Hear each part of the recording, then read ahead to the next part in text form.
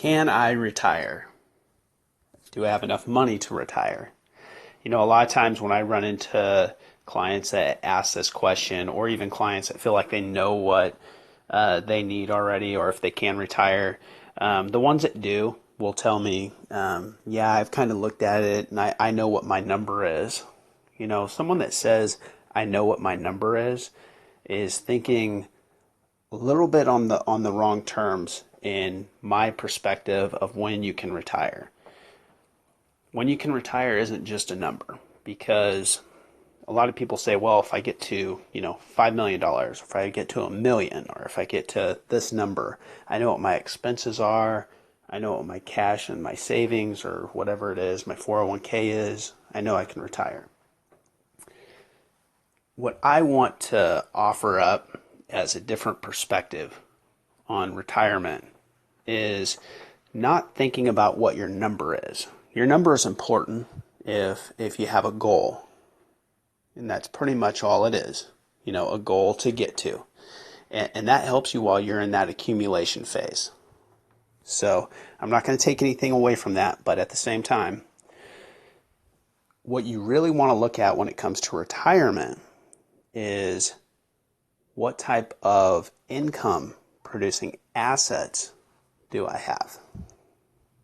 And when we're counting in dollars, sometimes we say, we have a rental and it's bringing in $1,000 a month. Well,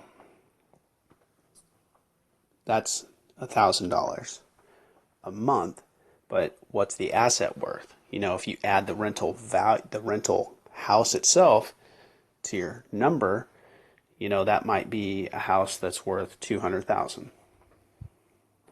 Your goal might be to get to 1 million, and you factor this rental house in at 200,000.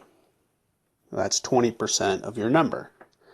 But at the end of the day, we need to look at things that are just the income. We don't need to worry about what the asset's worth. So an example would be, if I can get that same asset, let's say in a different city, for 150,000, and it also produces 1,000 a month in income. Who's better off? The guy who has a house that's worth 200,000 or a guy that has 150,000? They're in the same situation. So your number isn't as important as you think. It's your income. Those people are in the same situation. They're going to have a house that's worth different amounts, but they're going to have the same income.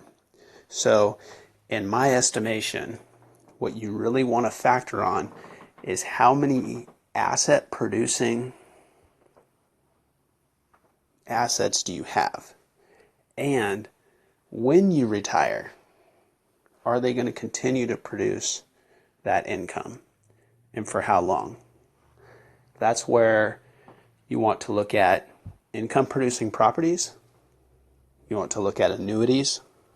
You want to look at things that are producing a consistent income and that won't change in the future.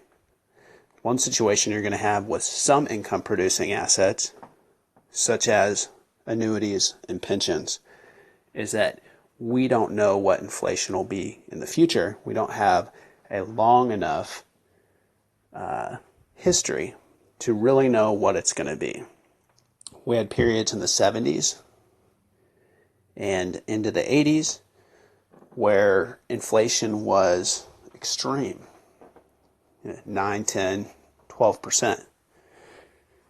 And if we have that type of inflation again, and you own an asset that is producing an income that's not going to be adjusted with inflation and changing inflation, then it's going to be an issue. So I really like annuities, but at the same time, you have to factor in that they're not going to change as much as real estate. If you own a rental income, that's going to change with inflation. If a burger costs $1 today and inflation over a time period doubles, the burger is going to be worth $2 when you go buy it. Well, the rent is going to do the same thing. if whether or not that asset goes up in value, the actual cost of the house, if the rent's $1,000 today, and we go out in the future 10 years, and due to inflation, everything costs double, just like that hamburger I just mentioned, then rent on that asset that you own is going to double as well. It's going to be $2,000. So keep that in mind. Don't focus so much on your number. Focus more on what are those assets I own? What type of income are they going to produce? Hey, if this information helped you guys, go ahead and subscribe and hit like below, and I'll try to get some more videos out there.